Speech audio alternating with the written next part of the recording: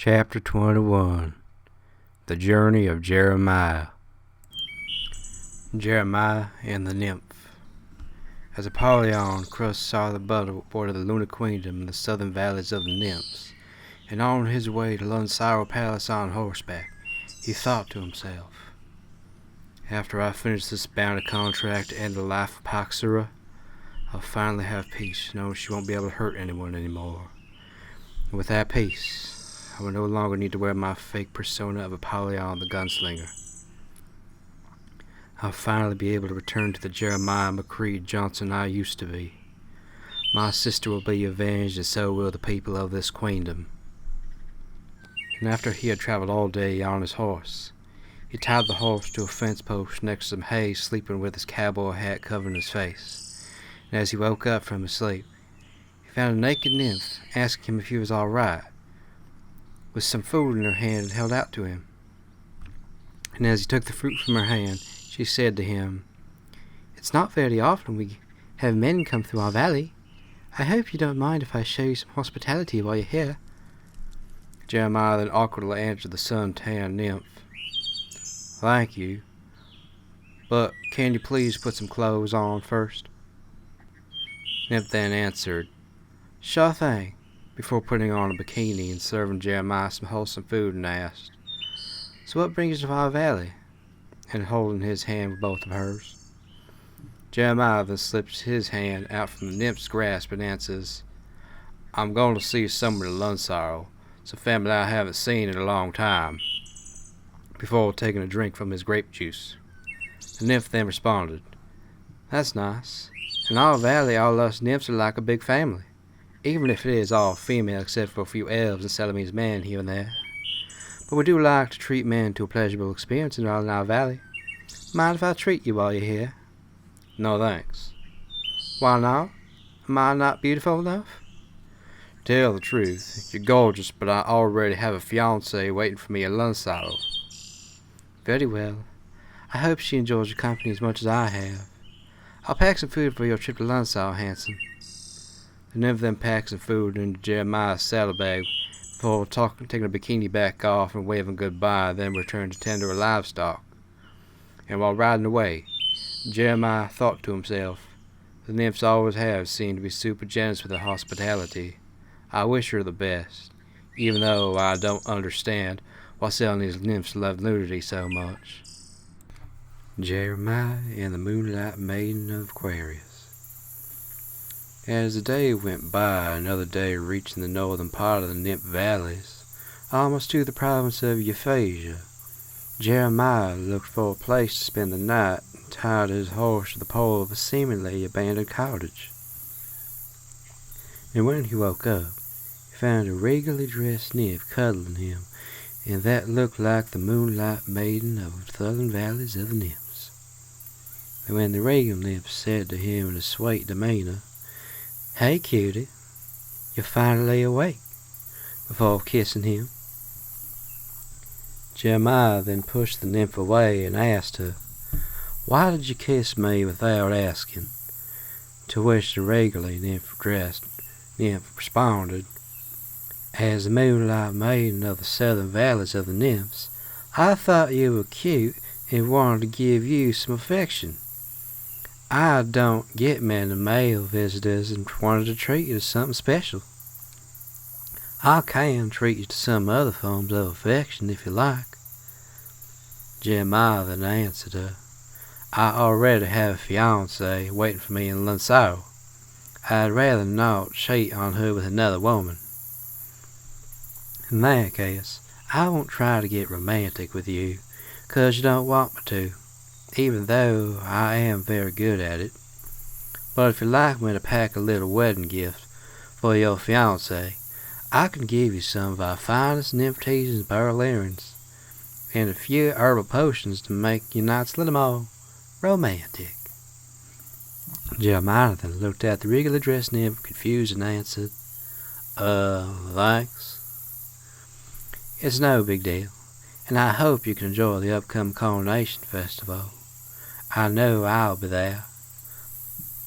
Then as Jeremiah mounted his horse, The regal nymph packed a pair of pearl earrings for Edenthiel, as well as some nymph teas and a few herbal potions for romance. But before Jeremiah left her, she made him some warm loaves of bread for the ride. And as Jeremiah rode away on his horse, she waved goodbye to him as she thought to himself, "And all this time I thought the Moonlight Maidens were horrible people. But that nymph seemed pretty nice, even if she was super horny. But I guess all nymphs are super horny during their spring and early summer mating seasons. That's it. I'm tearing up her bounty contract." Jeremiah then pulled out the bounty contract for the Moonlight Maiden of the Nymphs and used the Sunslayer magic to burn up her contract and threw the ashes in the river as his horse stopped to take a drink. Jeremiah, the stranger in town. As Jeremiah continued to travel north on his horse, he had to take a detour northwest to Amazonia, a land of the voluptuous warrior women, because the mountains bordering the nymph valleys in Elven Euphasia were impassable by everything except Alaskan Malamute and Amazonian husky. As Jeremiah continued to trek northwest through Amazonia, he could feel the cold biting through his hands as he looked for shelter until he came across a small village of not more than 100 people, where the men had left to hunt for food. As Jeremiah warmed his hands by the fire and put his gloves, a group of voluptuous Amazon warrior women wielding bone spears and crossbows, with hatchets on their wide hips, demanded of him, "Who are you, and why have you come to our village? Are you a scout to raid on our village? If you are, we won't hesitate to shoot your bag full of arrows. Answer us!" Jeremiah then turns around with his hands where the women could see them, and when the women could see that he wasn't a raider, but a man traveling looking for shelter, women lowered their weapons with the leader of the women saying, "Come inside, traveler. I'll fix you a cup of hot cider in my tavern to warm you up inside." And as the warrior women took care of his horse, the leader of the women warmed up a cup of cider on a wood stove and sat down in the chair across from him.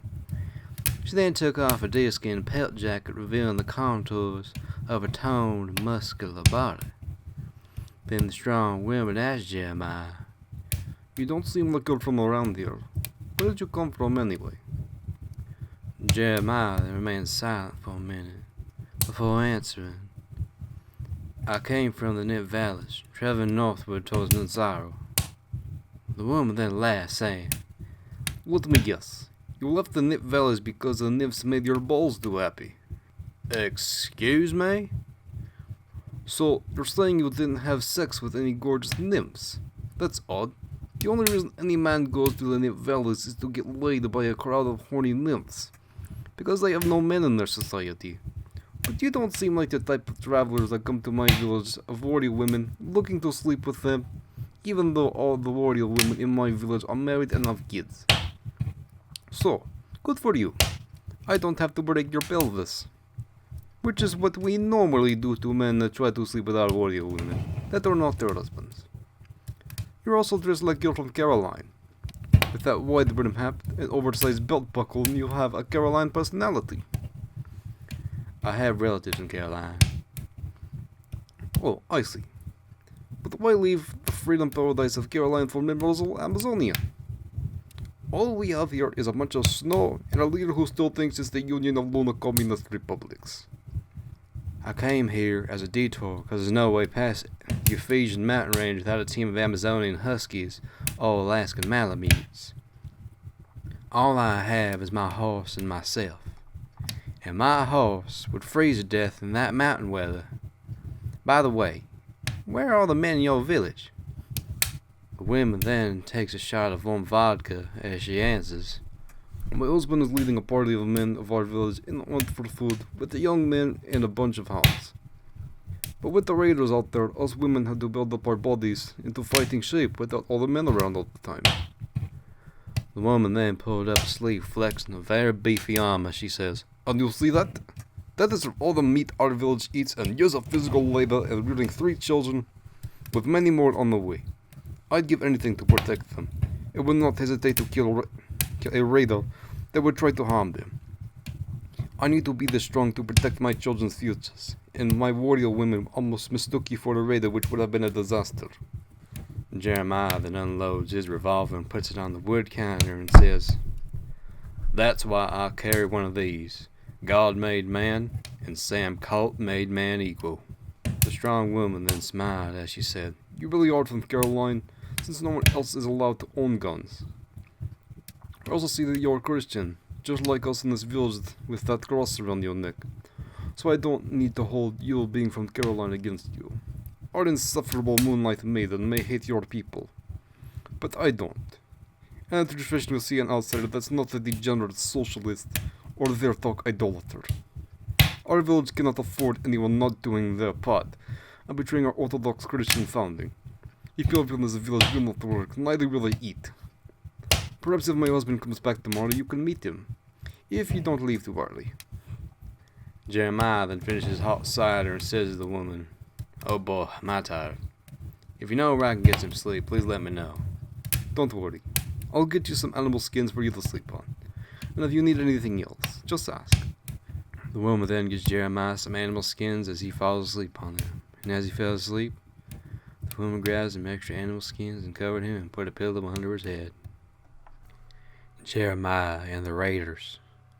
As the morning came, the woman from the tavern had shaken Jeremiah panicked as her son had gone missing, and as she led him outside, he grabbed his lever action and 30-30 as another woman was ringing the bell at the town square warning of a raid. As the raiders stood in a standoff with the woman of the town square, leader of the raiders held the woman of the tavern's son in chains and demanded, "Women of this town, you either give my raiders half your resources, or you will never see your precious son again." But before the warrior women could act, Jeremiah stood between the warrior women and the raiders while motioning for the women to stay back, as he said to the raider holding the child, "Listen to me. I don't know who you are, but let that child free and never come back to this village ever again, and you and your raiders can go free. But harm that child, and you will not like what happens next." Jeremiah then chambered around his Marlin rifle as the raiders held a knife to the child's neck, as the head raider said, "Order what?" Jeremiah then shot the head raider in the bicep with a 30-30, completely blowing off his arm, and then shoots him in the chest, making him fall off his horse. Jeremiah then continues to shoot each raider in the chest until his 30-30 is empty. Then he switches to a .357 Magnum revolver and fanned the hammer as he fired 6 shots, hitting each raider in the chest until all surviving raiders ran off. And as the head raider lied on the ground squirming and whimpering without an arm, he coughed up silver blood and said, "You only fired 6 shots. You have no more." To which Jeremiah responded, "It's a Smith & Wesson. I have a 7th shot, just for you." Jeremiah then pulled the hammer back on his revolver and blew the head raider's head wide open. And after the raiders were dead, the mother ran to her son, holding him crying as the men of the village had returned with the meat from their hunting expedition, wearing wolf pelts and counted a dozen elk carcasses, and to last the whole month. And when the chieftain of the hunters had seen what Jeremiah had done, he said to Jeremiah, "Because you have slain the raiders that have terrorized our village for years, we are forever in your debt. Let us celebrate this day in honor of the man who saved our village." And following the chieftain's words, the woman of the tavern hugged Jeremiah tightly with a muscular body, with tears of joy in her eyes before cutting open an elk carcass for Jeremiah to eat. And as the celebration continued with the busted open head of the head raider on a pike with the raiders' bodies burned, Jeremiah rode off into the sunset, without anyone in the village knowing his name. Jeremiah, the Basset, and the Elven Princess. After purchasing an animal skin and sleeping bag and a better horse saddle from the Amazonian village, he rode off to the Elven Euphasia to make a quick pit stop and enjoy a few sights before heading off to Lansaro. and as he got closer to Euphrasia and out of Amazonia, he noticed that the horse rails had changed from dirt to cobblestone. And on the countryside, zero cabins dotting the rolling hills and farmland just planting their crops. Jeremiah then thought to himself, the more I travel across the Luna Queendom, the more I'm beginning to question my choice to take on this bounty. What good will it do to kill the queen and plunge this queen into a pointless civil war, where the people here have been nothing but kind to me? And even though I still hate Poxera and she deserves to die, these people don't. I'm not even sure if I have the will to kill her anymore, knowing my sister will take her place, and she will no longer have any power to hurt these people. These people don't deserve to suffer because of my vendetta against my own stepmother. And as Jeremiah sat down in an alleyway in Elven Bassettown, accompanied him and his horse, as he asked the Bassettown, "Are you lost like me, buddy?" before letting the dog sniff him and petting his wrinkly head.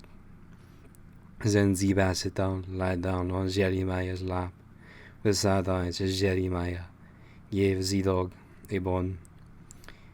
And when he noticed the green collar around its neck, he saw the dog tag with its name and owner's address.